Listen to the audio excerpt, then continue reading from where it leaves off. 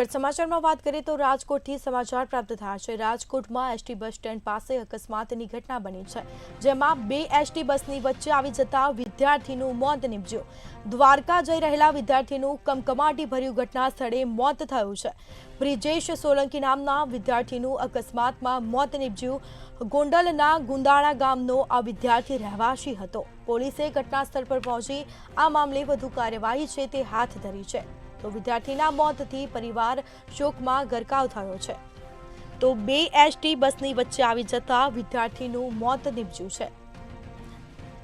તો આ ઘટનાની જાણ પોલીસને કરતા જ પોલીસ કાફલો ઘટના સ્થળે દોડી આવ્યો હતો અને આ અંગે હાલ તપાસ છે તે હાથ ધરવામાં આવી છે।